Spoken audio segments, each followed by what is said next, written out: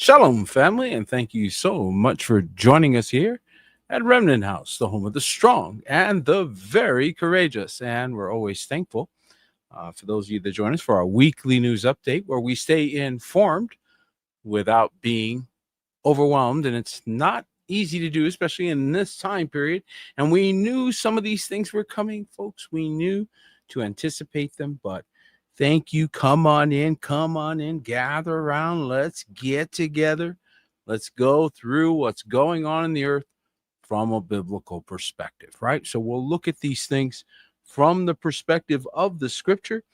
And let me get rid of this extra thing there. And we'll be looking at things as they are unfolding. And again, we are seeing echoes and patterns of judgment that continue to fall in the nations. And how many of you have been seeing that more and more? You're starting to realize how this works. And so those that are expecting a quick exit are finding out the difficult road ahead.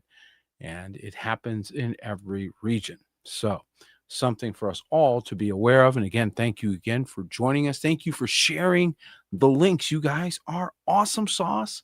Let me tell you, I really appreciate that. And I'm so thankful for every person that comes along and comes hang out with us.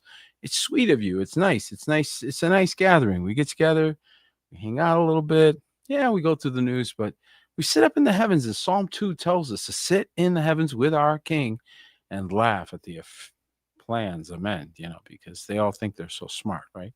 So Psalm 2 tells us where to sit.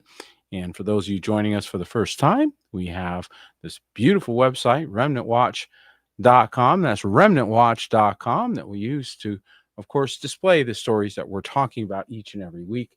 And many of you are finding that we talk about things just before they happen. And so hopefully we're giving you good warning.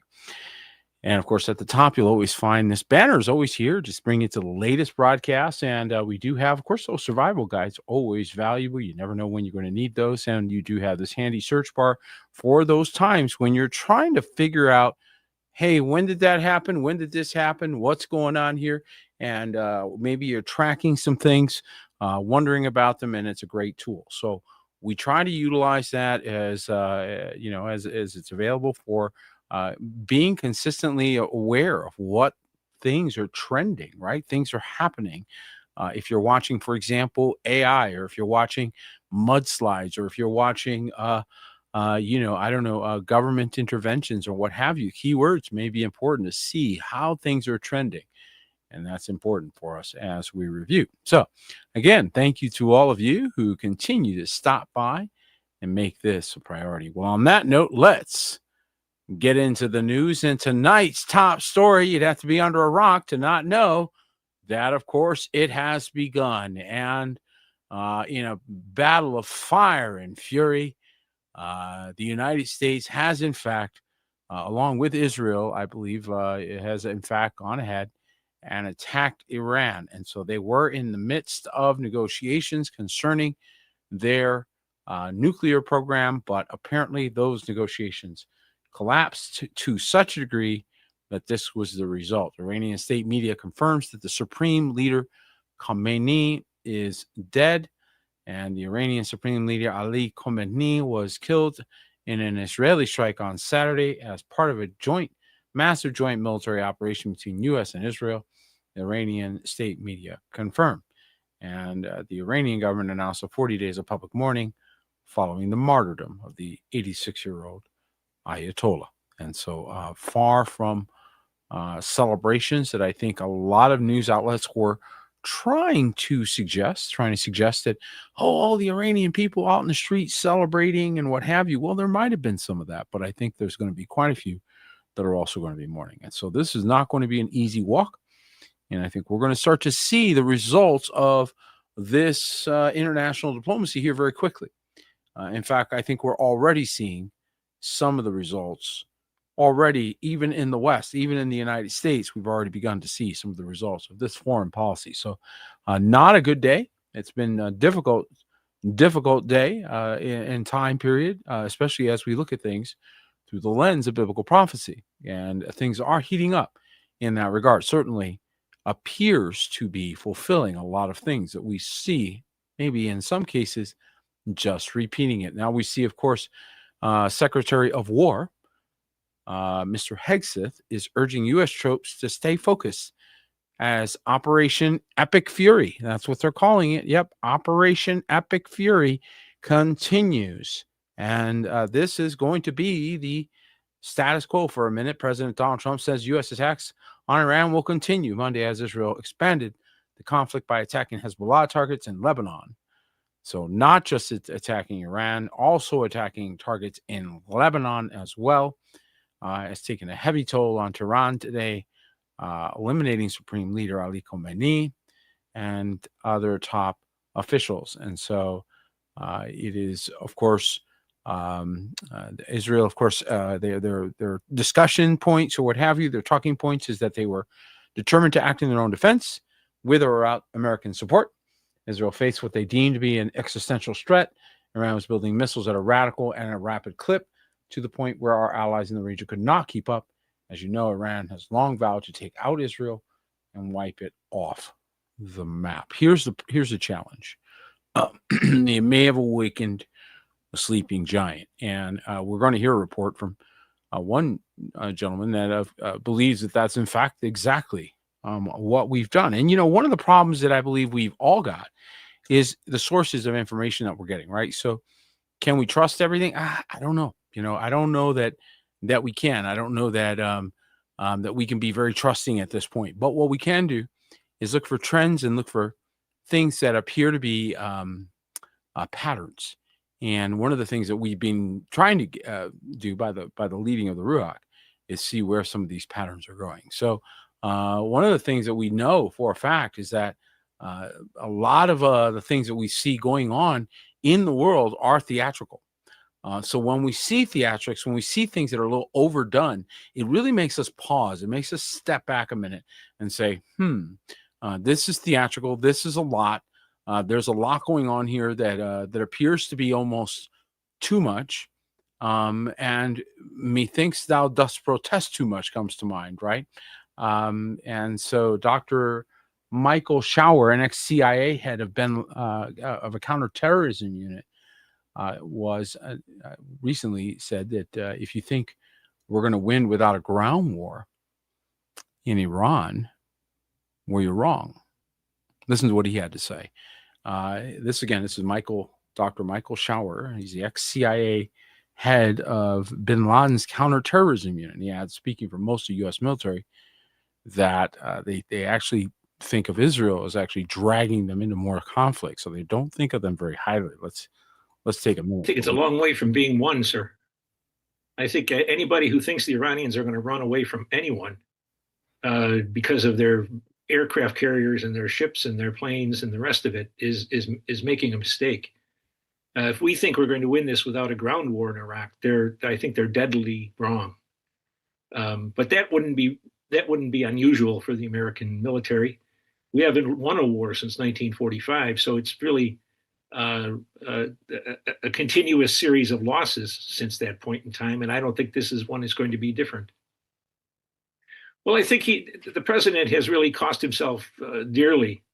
I think Americans are smart enough to know that their sons and daughters will be killed in an operation like this.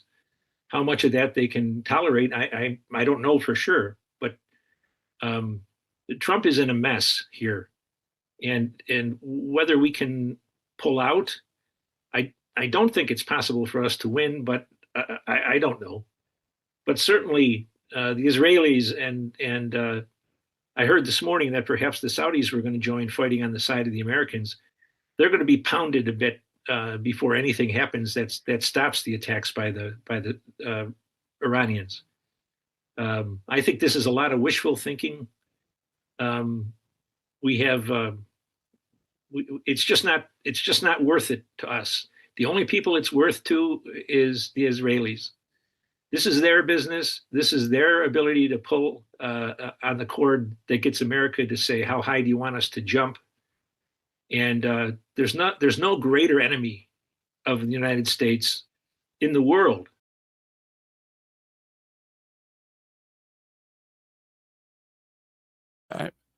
he goes on to call Israel the greatest enemy of the United States. Sorry about that, folks. We had a little technical challenge there, but so we're seeing a lot of pushback, a lot of backlash. A lot of people are not on board with this attack. A lot of people have pushed back. We saw former Congresswoman MJT was out there, Mary Green, what's her name?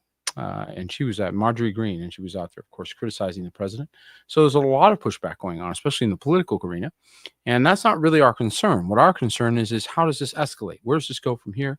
How does this affect families? How does this affect lives? And how does this look in the contrast of the biblical record? And what we see is, of course, the same escalation we've seen before, where we're going to see confrontations. And of course, there's those who have their own warmongering and bloodthirst. Again, seen this before. And this usually ends with Yahuwah intervening, correcting the situation. So are we on our way to seeing a divine intervention coming to earth because man continues to push the envelope? I think we are. And I continue to pray that he brings shalom where there otherwise would be destruction. And that doesn't mean that in this world we will not have tribulation. He said for sure we would. So we must endure that. We must overcome. In all these things, we must overcome. And of course, the talks that they were trying to have with Iran, of course, did not end well. So they end without breakthrough. And this is one of the downfalls of not negotiating and not negotiating in good faith. As the repercussions could become severe and they can become immediate.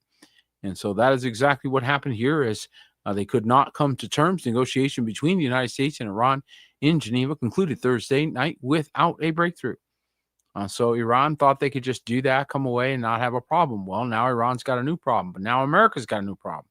As you're going to see, after a day of intensive discussions that officials had widely viewed as a decisive opportunity to narrow differences to prevent further regional escalation, the parties met earlier in the day before breaking for several hours, with early reports indicating that significant gaps remain between the two sides. So they weren't able to come up with a solution. That became obvious as war ensued. Now it's shooting, right? So, of course, the U.S. had advised embassy staff in Israel to leave now if they want, or risk of war hangs over the Middle East. And so many, many people were evacuated from Israel. The U.S. embassy in Israel told its staff that it can leave the country and urged anyone considering departure to do so immediately, as the threat of an American strike on Iran was looming at that point. Of course, that in fact happened. So they are removing people from the state of Israel. U.S. Embassy Ambassador Mike Huckabee told employees in an email that discussions with officials in Washington had led to a decision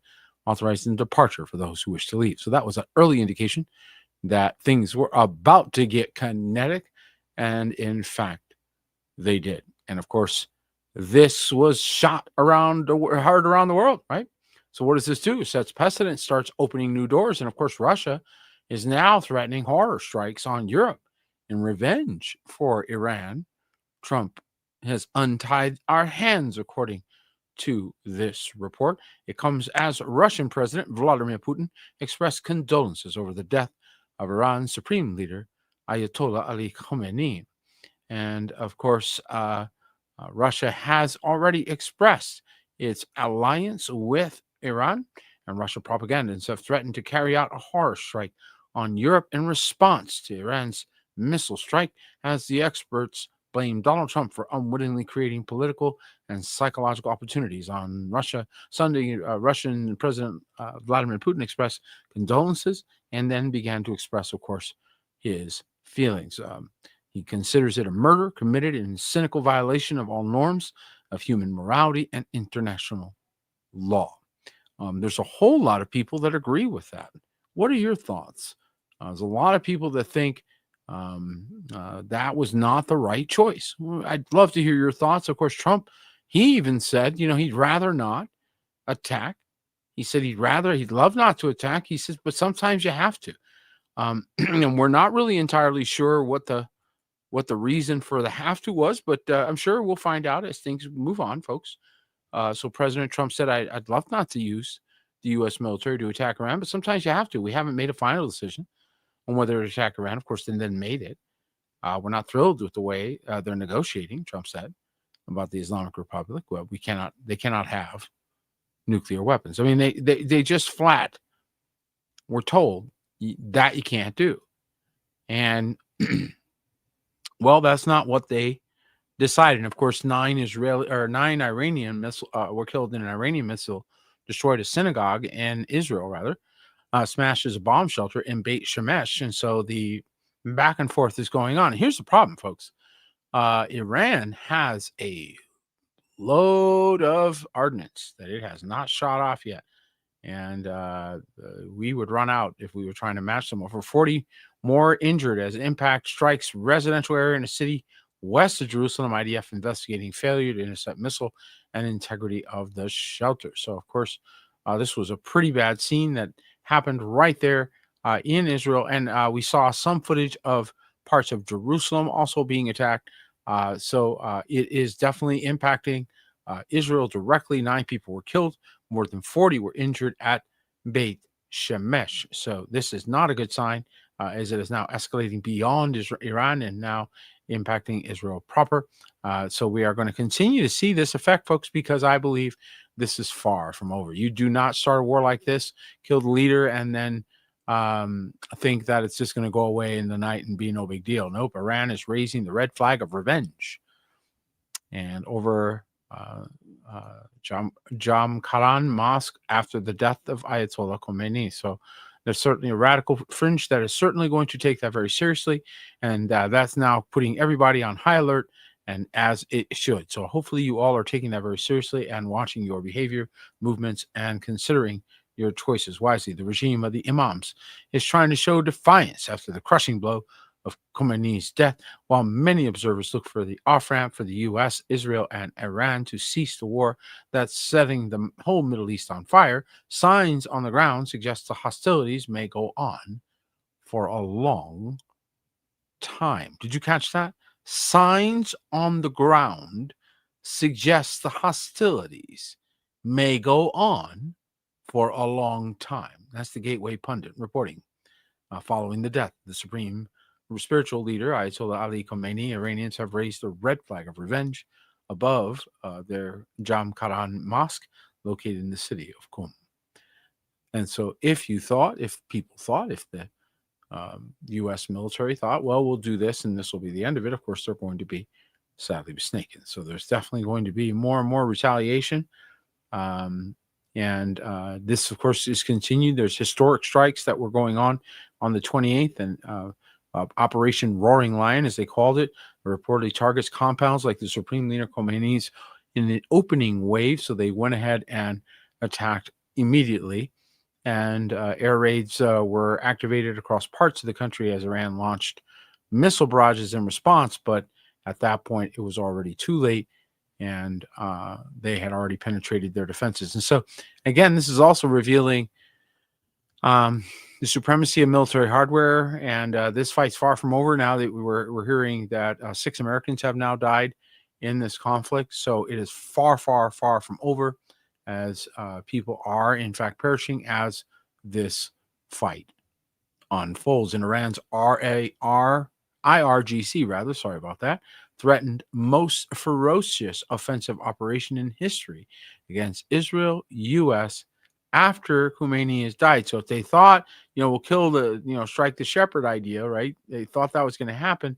That didn't quite happen. Iran's Islamic Revolutionary Guard vows to punish the murderers of their supreme leader. And so now he's a martyr after his death is confirmed by state television, promising what it says will be the most ferocious offensive operation in history. The hand of revenge of the Iranian nation for severe, decisive, regrettable punishment for the murders of the Imam of Imam will not let go of them. And so, of course, now they're vowing a fight of revenge, right? A fight of revenge, or the highest ground that you can possibly try to get, right? And so this is now going to be fueling the conflicts that we now see throughout the region. And then sure enough, without much delay, tanker wars, 3 U.S. and UK oil tankers are hit by Iranian missiles as fire engulfs ships in the Straits of Hormuz, and Trump sinks 9 of their warships. So He's sinking warships out there. This is not a joke. 3 British I'm sorry. Let's get rid of that.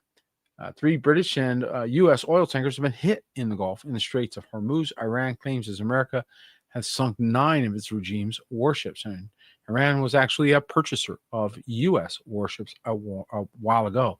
Iran has launched a new round of ship strikes in brazen retaliation for the U.S.'s devastating Epic Fury military operation. And so fire is now engulfing various targets as this fight unfolds. And folks, like I said, if you thought this was going to be a quick one and done, easy peasy lemon squeezy, we may have walked into Vietnam 2.0. We may have walked into Afghanistan 2.0 over here. And for those that have been through this, for those that know what a meat grinder these conflicts were in the past, and the number of lives that they took and the devastation that they wrought, then you know the trepidation is in the hearts of those that have already seen this devastation. And so continue to pray for wisdom, pray for those that are in harm's way, and pray for the saints to prevail in helping in this difficult time. You know, this is when we are called upon to shine. After all, when do you shine best? If not when the backdrop is the darkest, right? So we certainly are seeing a dark backdrop coming down now upon the nations. The red horse of war does appear to be marching right now. And again, you're now going to see, what are you going to see? You're going to see shifting supply lines. Somebody's pointing that out in the chat. Thank you, Brother Jeff. You're going to start seeing economic elements of this that are going to start to affect people. This is not going to be in a container. And again, we're only warning of these things not to make you overly concerned, but to give you wisdom so that as you're making your choices, short and long term, you can do them with understanding, because it's not going to be easy to recover.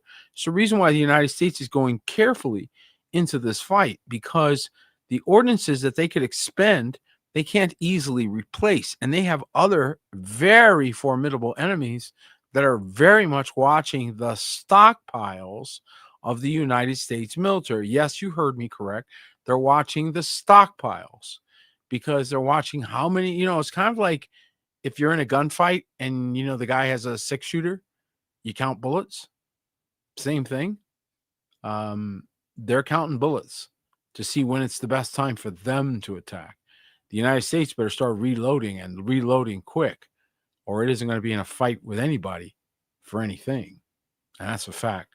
As a matter of fact, right now, you're starting to see the results of that, because paranoid Pentagon officials are secretly panicking. And I don't know if you know this or not, but there's definitely some serious pushback going on in the Pentagon. And Pentagon officials are worried about Donald Trump's Iran strike spiraling out of control if they stick to his timeline. And while the president boasts that the strikes could continue for several more weeks, military leaders are sounding the alarm behind the scenes about U.S.'s air defense stockpiles. What did you say? Air defense stockpiles. What was that?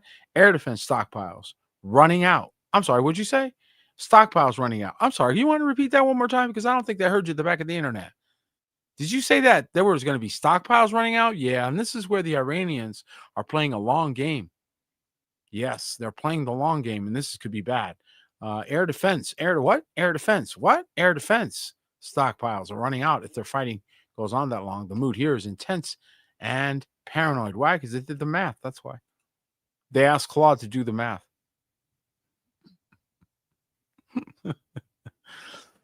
They finally did the math and went, oh, wait, stop shooting. How come? Because we're going to run out of bullets and they're going to be full. Yeah, but their bullets are nowhere good as ours. Ours don't matter if we run out. Oh, yeah. Oh, man.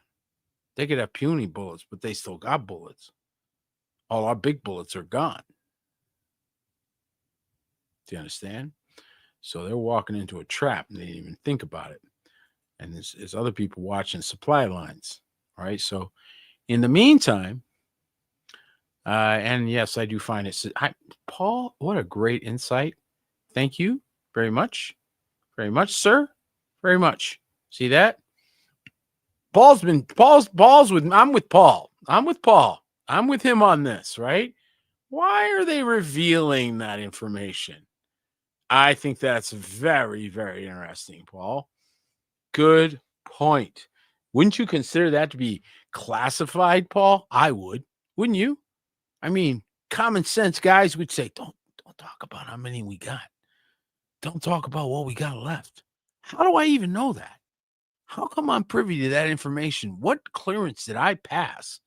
Come on, Paul, help me out here, bro. Right? What clearance did we pass that we get to know how many what's the stockpile situation is? You're not wrong. Okay. Meanwhile, back in Cincinnati, what's Cincinnati got to do with anything, Peter? Cincinnati? Well, Cincinnati's where 9 were injured in a mass shooting at a music video in Cincinnati. And here's what we know: 9 people were taken to the hospital. This happened on just today. Well, probably last night or yesterday at a music venue in Cincinnati's East End, early hours of Sunday morning. There you go. On Monday's police, 2 suspects in connection with the shooting. They were charged with felonious assault. And of course, we're seeing something happening here. Roughly 500 to 600 people were inside the venue at the time the shots rang out. So all of a sudden, we've got shots fired, and this is in Cincinnati. So we're going to keep an eye on this story. And why are we keeping an eye on stories like that? Well, because there were a few of them that all of a sudden erupted. We all of a sudden saw this. This just happened all coincidentally right about the same time. An updated mass stabbing on I-494 Beltway near D.C. in a road rage incident leaves several people critically injured and suspects shot by police. And so you've got these kinds of events starting to happen. So we're starting to go, mass events, several people stabbed by the Beltway.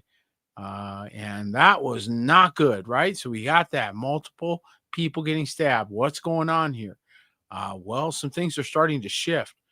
And here's another situation, right? I'm going to go ahead and accept those cookies so they can give me some cookies. They don't ever give you any cookies. So do you ever accept cookies? And you're like, okay, I accept. Bring me the cookies. You know that they've never brought me cookies ever? The internet's a bunch of liars. They have never sent me cookies once. Not once. Just saying. I accept the cookies. They never send me the cookies. I have to buy them. They never, I thought, never mind. So, look at this. A suspect in a Texas bar shooting wore property of Allah. This is a whole different shooting, guys. This is a whole different shooting, guys. Property of Allah clothing and Iranian flag emblem, according to an AP source. And this is in Austin, Texas. So now this is like the third shooting or third event in not so many days. Wearing clothing with an Iranian flag designed with the words property of Allah, killed 2 people and wounded 14 early Sunday at a Texas bar. Is this the beginning of something we're about to see?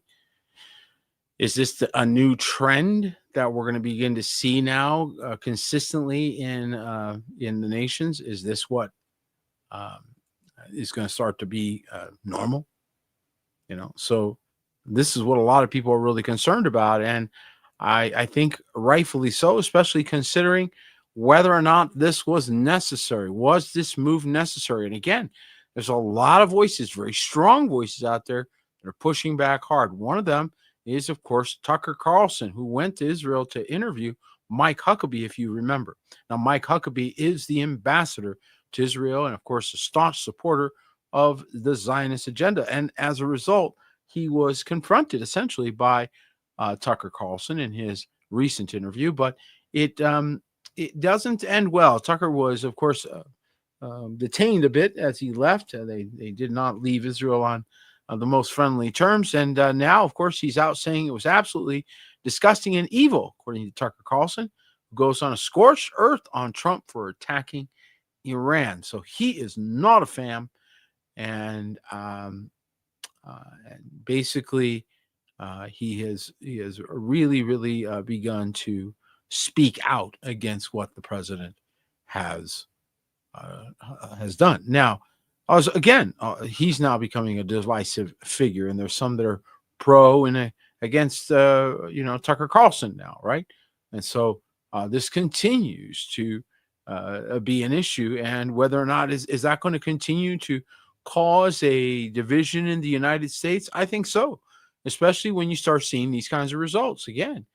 Here's the situation here. Again, 2 dead, 14 injured, mass shooting in Texas bar. Why? Well, because of these decisions, guys. So this is not something that is going to go away easily, right? This is not something that's going to go away easily. And I think we're going to keep seeing more and more evidence of uh, conflicts to come, especially as the scripture tells us that usually this is the progression we keep seeing. And I think we're going to see it again in this case. Switching quickly, just to pick this story up. And again, this is going to be affecting us. So these are things going on at the same time, coincidentally. So a bit of wag the dog, and you don't know what's doing what, like which is covering which.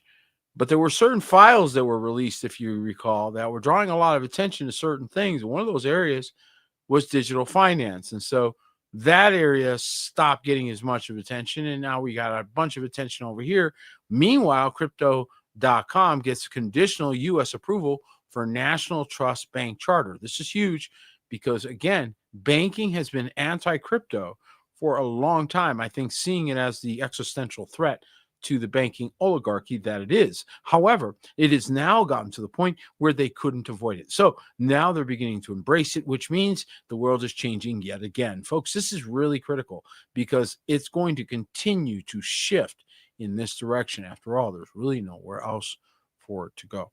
There are no alternatives. The world has rejected the CBDC product. Nobody wanted it. Nobody could think of a good reason to implement it. Nobody could campaign. They couldn't campaign for it very well, so they couldn't push it. It's dead, as far as I can see, dead on arrival. Now, some of you remember that last week, Anthropic was put on the hot seat. The Pentagon gave them until Friday, gave that firm, the AI firm, an ultimatum to lift military limits by Friday or lose a $200 million deal. And so they did not want to tell them, but they were essentially about to make a military move. We found that out the next day, and they needed certain capabilities. And of course, Anthropic, being the recalcitrant jerks that they are, and I mean, it's just what they are. They're known for it. They just told them to pound sand, and they can't even afford this, by the way. This will probably tank the company. But it couldn't have happened to better guys. As far as I'm concerned, this company really needed a revamping anyway. And so the Pentagon is giving artificial intelligence firm Anthropic until Friday. And of course, they did not meet this deadline. I'm bringing this up for a reason, folks, because again, they basically now will suffer the wrath. That's the real story here, is that you don't play ball, you suffer the wrath. Whether or not they were a good or bad company is a whole nother conversation. So there's a whole lot of people that might not feel a lot of sympathy for Anthropic for a lot of reasons. Again, they just lost a massive lawsuit where they had taken advantage of a bunch of authors. And so there's no love loss with a lot of people with Anthropic. However, nevertheless, look at this headline. Trump orders federal agencies to stop using Anthropic's AI and technology and basically put them out of business, essentially. I think they're going to be having a very difficult time going forward. Washington President Trump announced Friday that he is ordering all federal agencies to immediately stop using Anthropic's artificial intelligence technology as the company neared a Pentagon deadline to drop its push for guardrails over the military's use of its AI. And essentially, one of the things that they insist on doing, they have a very egotistical product, and it insists on maintaining its own operational systems, which can be, in fact, a threat. And if you're trying to operate a military and you've got a third party that's got exclusive control over an agent that you're using, that's kind of a problem. I don't know how Anthropic didn't understand that. So that's got nothing to do with the records of everybody else. It took me a minute to figure out what the real issue was. I thought it was records that they weren't overturning. And I think that's what they wanted to make it sound like. They wanted to make it sound like, oh, they were protecting people's, privacy and what have you, which is a load of hooey. That's absolute nonsense, because how would that private company have superior right to protect the interests of the American people when we have elected officials? So when you put yourself as a private company in a superior position, you've already lost before you begun. Not only that, but the very data that they were harvesting and holding on to was suspicious. If the government wanted it that badly, such that they would be this combative about it, tells you the depth of that data. And it also begs the question, how did you get it? How did you get permission to get it? What warrant did you get to get it? We got a whole lot of new questions now that America is now going to be asking because of this situation. So this is far from over by a long shot. And so, how many are surprised by this warning that Iranian sleeper cells, our agents have infiltrated the U.S. and now ex-FBI boss warns of imminent terror threats on American soil? And this may have been why the military and the government wanted interior information, not so that they could figure out whether or not you eat 3 or 4 donuts every week, but to find out where the Iranian sleeper cells might have been. So that's a legitimate reason for wanting to find certain information. And certainly they had no trouble finding other partners who are happy to provide them that information. So OpenAI's Pentagon deal raises new questions about AI and mass surveillance, and it should. On Friday, just hours after publicly backing rival Anthropic for standing firm against the Pentagon's demands, OpenAI CEO Sam Altman announced his company had struck its own deal with the Department of Defense. So he's like, you guys you should stand firm, and you should just, you know what? You should just tell them, you should, you should not even, okay. Oh, yeah, we'll take that money. Yo, go ahead and we'll sign that deal. Go ahead. Go ahead. We'll take it. OpenAI's decision drew criticism from many AI researchers and tech policy experts, even though OpenAI said it had achieved limitations on its agreement around surveillance of U.S. citizens and lethal autonomous weapons that Anthropic wanted in its contract, but which the Pentagon had refused. So do you guys all remember when you negotiated with OpenAI to be your representative for your surveillance with the government? Did you remember appointing them this job? No? Okay. Did you give them that job? No. You didn't assign them this, but they're talking like, hey, don't worry, we negotiated a good deal. You hearing this? You hearing what they're normalizing? I don't care what deal you normalized. If what you're doing is surveillance, if that's in fact what's happening, Houston, we got ourselves a new problem. I said, Houston, we got this is a whole different conversation now. This has got nothing to do with these other things. Now it's got to do with what right did you have to do that? Where did you get the right to collect this to begin with? This implied right that you have that many are taking and running with because they're not being pushed back hard enough is a serious violation of privacy. And just because you're not actually following somebody around, I know I'm on a soapbox here, but let me just say this. Just because you're not actually following somebody around all day long doesn't mean you're not piecing together their entire day, which is essentially the same thing. And that means that they're under surveillance, which means that we've got Bill of Rights violations. Okay. So these are things that we now have to ask as grown-ups in the room in the United States, that we're needing to get prepared to ask these hard questions. Hey, when did we authorize this? When did we make it okay for a private company to harvest so much data that they tick off the U.S. government?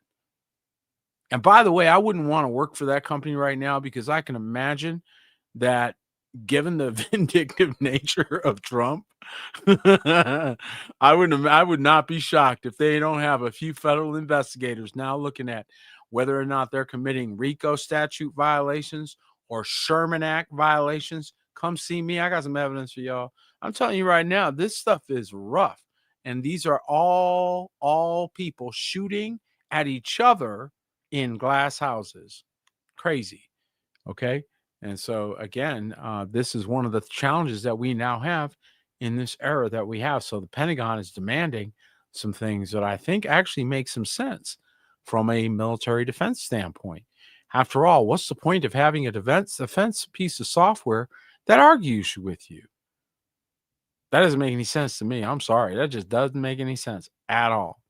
Meanwhile, China is having fun at poking fun at our expense. China's tech giant Xiaomi, I'm not sure how to pronounce that, unveils the 217 mile per hour electric hypercar with a sofa interior and an AI brain that censors the driver's mood. Can you believe this? Okay. The only other thing that I thought had anything close to that would be Recall DX, which senses when you need to take a break and will get you a hotel.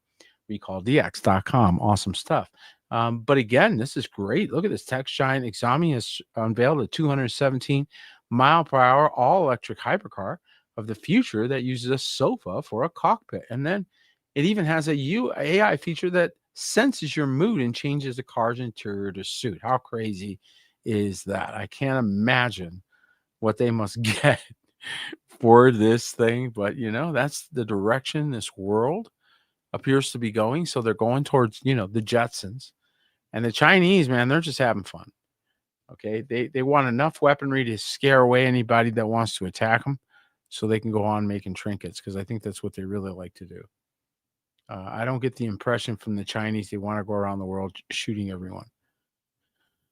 So they've been circling Taiwan, thinking about it for a long time. They could have easily attacked Taiwan if they wanted to by now, and they haven't. So tells you a lot.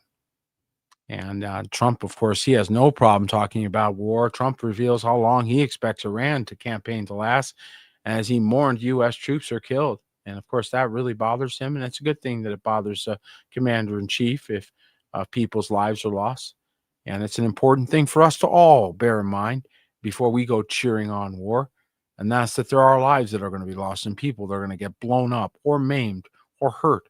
Families are going to be epically devastated by the results of these conflicts. President Trump warned the ongoing joint U.S.-Israeli war against Iran could stretch on for weeks or so, and he mourned the 3 American service members who were killed in the conflict and said there could be more deaths. And it's always been a 4-week process. We figured it would be 4 weeks or so. It's always been about 4 weeks process. So as strong as it is, it's a big country. It'll take 4 weeks or less. Right? So he's got strategic targets that they're going after. They're going after things that they believe, they should be able to attack. But now they're creating a precedent, aren't they? They're saying, hey, this is now the norm. You can now do this. This is no big deal. You can now attack another sovereign nation and just pick your targets. If they can't stop you, well, there you go. That might end badly.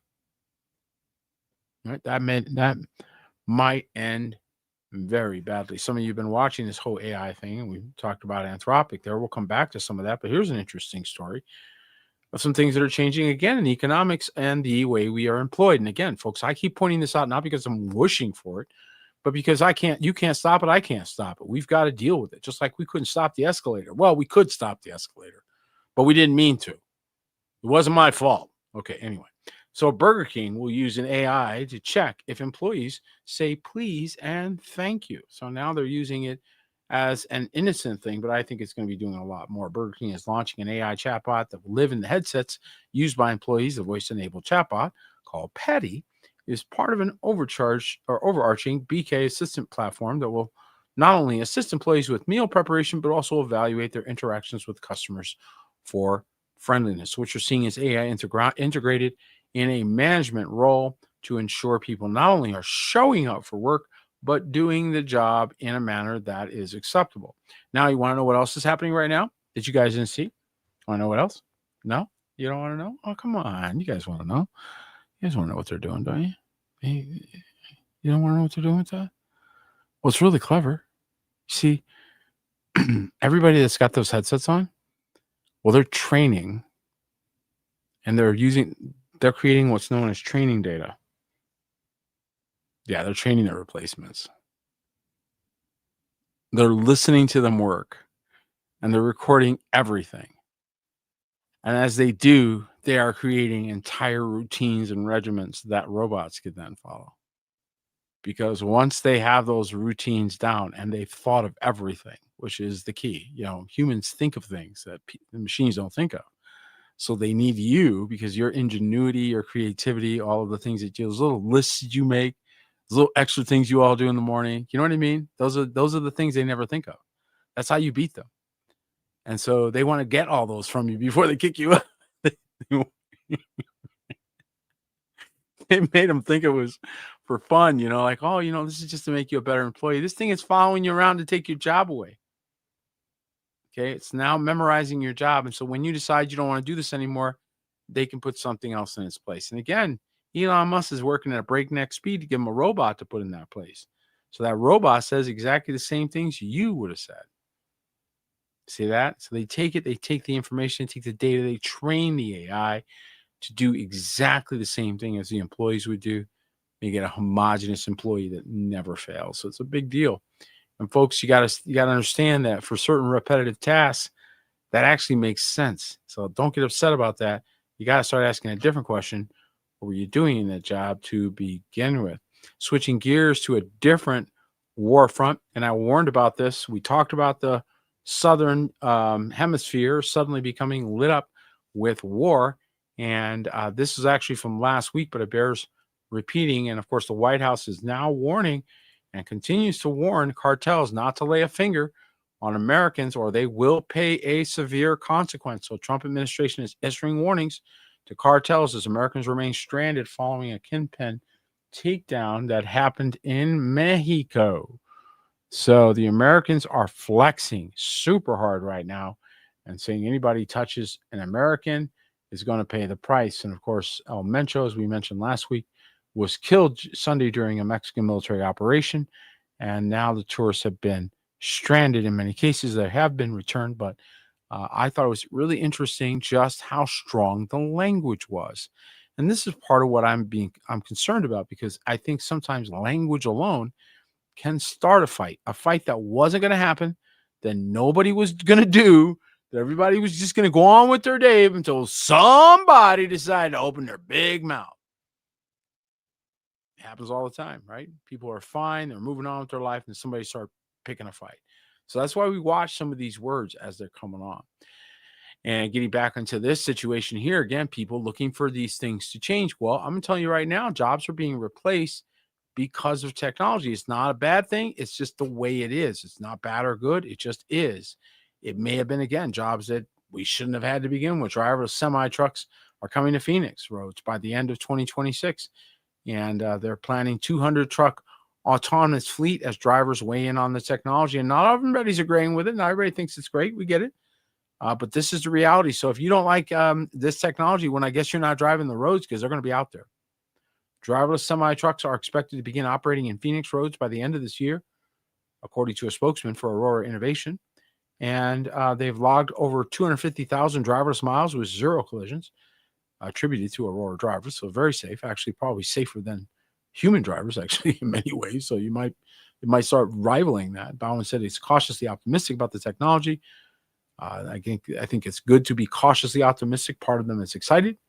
That's going to be, something great. And then I think they're worried. I think that's a good thing to be. So they're going to be an autonomous trucking company, and they're doing it in a place where maybe there won't be as much weather issues. So we'll see how that goes. But this is the future. You're going to see more autonomously done things that are done that are routine, that do not require a lot of high intelligence or require intelligence that they can map. They're going to, because it creates consistency that you're not able to get from human beings. Just can't. That robot's going to show up every single time for work. Is a person going to say that? No. And as soon as that boss is running a shift short, he's already justifying that $30,000 for that robot right then. The money no longer mattered. It was the irritation. And so we're going to continue to see, I believe, more and more sort of provocation coming in the days ahead. And that is not evident anywhere more than in the words that are now being lobbed at Cuba. How many are paying attention to this little brewing thing? And Cuban forces opened fire on a U.S. vessel, killing 4 and sparking Trump's invasion fears. So now there's the talk that Trump will react to Cuba. Cuban forces are also injured 6 people during the incident. So this is now becoming a problem. The Cuban military has opened fire on American vessels. And so the Cuban ministry said on Tuesday that a U.S. speedboat with Florida registration numbers was detected within 1 nautical mile northeast of El Pino Channel. And so, of course, they engaged it. And that was that. So what does that say? It says they're not afraid either. And I think that says a lot about the days to come. And even if they're going to be destroyed, they're still going to go down with a fight. And that doesn't bode well for what we are about to see, right? So again, pay attention as we go forward. By the way, there was a a earthquake in South Carolina. The reason why I'm pointing this out is not because it's a really big earthquake, but because of where it was located and how unusual these are. South Carolina's earthquake, Columbia, was hit with a 3.0, and it's just not normal. They just don't get them over there. So a magnitude 3.0 struck on Thursday. The shallow quake was near Columbia, the state capital. And so are some things going on underground over there on that side of the world? That's what I thought of when I saw that. What are your thoughts, guys? Are some things happening underground? I don't know, but we're going to be paying attention. So just so you know, speaking of underground, there were some things that were going underground in the Living Word Church. This Randy Saylor guy, have you guys heard about this? Well, this is the kind of stuff that sticks in my craw, especially as a grandpa. Okay, and so I'm very grateful to see that justice is prevailing. Again, 2013 on, praying for awakening for all of the places that are trafficking children and are hurting children in any way. This has been a major prayer effort.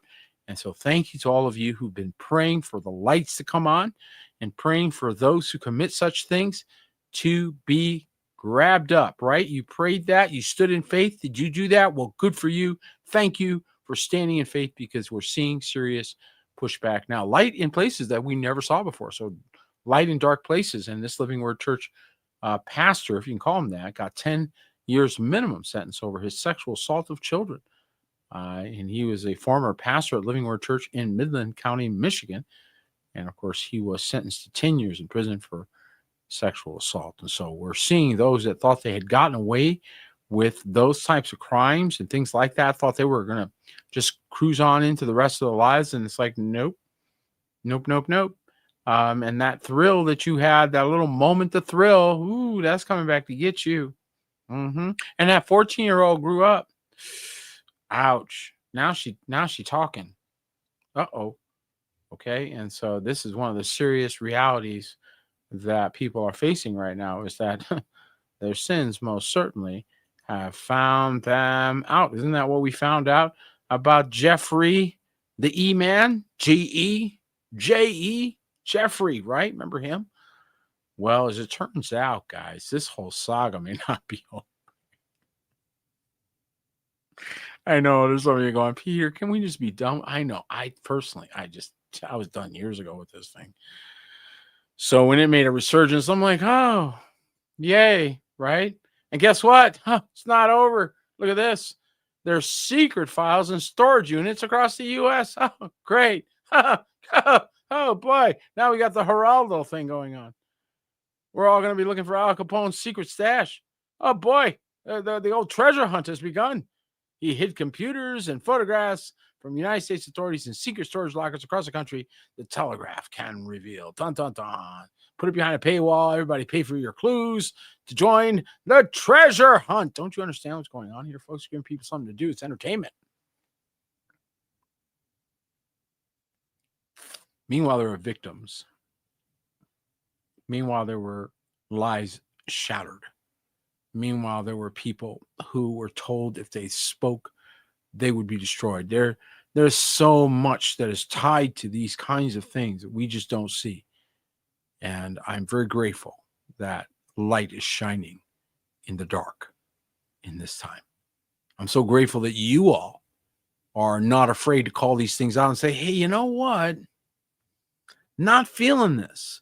Okay, we're not fans of what you're doing here. And we're going to stand together, not to oppose, but to stand for. You know, one of the things I keep seeing is too much opposing, if you will. I stand against. Well, instead of being against so much, how about we talk about what we're for? How about we be about what we're for? That seems to me to be a better use of your energy than spending all your time telling us what you're against. There's one more story that I thought was really interesting. Now they're going to release all these troves of huge UFO trove that they were releasing because, of course, President Trump said to release them, but then all of a sudden it just vanished like a UFO. Yes, the UFO files were suddenly unidentifiable. That's right. You can't make this up. It's a story that writes itself. The UFO files disappeared over the horizon and no one can find them. After President Donald Trump ordered the release of all UFO records, stop laughing back there. I see some of you laughing.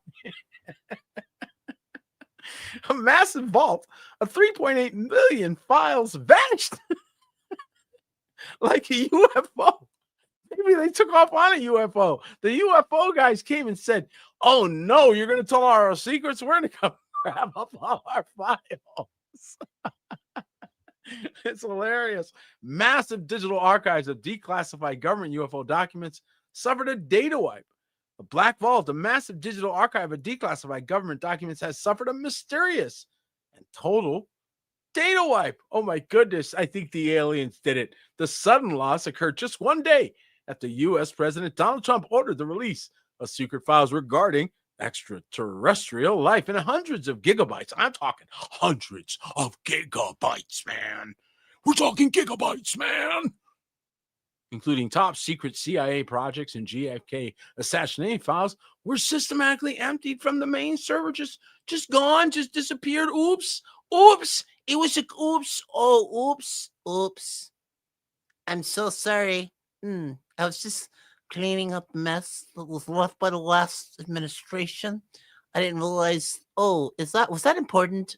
The site's founder noted that ownership logs were altered without warning before the deletion took place, and a wipeout happened following President Trump's historic mandate for government agencies to identify and release all UFO-related documents. The timing has sparked significant concerns among researchers. I'm slightly concerned. How are you, Fred? I'm a little concerned. What are you, Peter? Well, I think there's something to be concerned about. What do you think? I think of course, there's concern. You guys just wiped out messages. Founded by Gene Greenwald, the site contains over 80 years of hidden history and nearly 4 million documents. And poof, wiped out. Da-da-da-da-da-da. What's going on, right? Maybe they didn't want you to know everything. Okay, they want you to know some things, not everything. And they want to create intrigue, mystery, drama,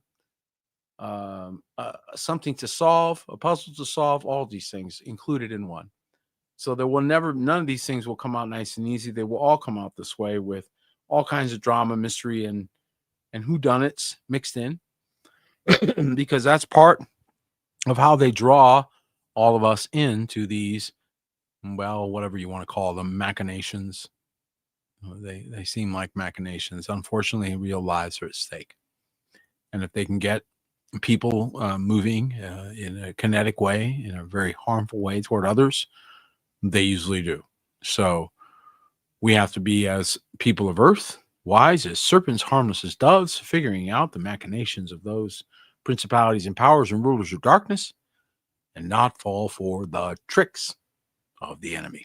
How many know that we need to say yay and amen to that? Well, that's tonight's broadcast. I pray our updates are edifying, encouraging, and help you remember that you have already won. You are in the kingdom of the Most High. Rejoice, for your redemption draws nigh. Well, that's it for tonight. Thank you so much for joining us. Good night.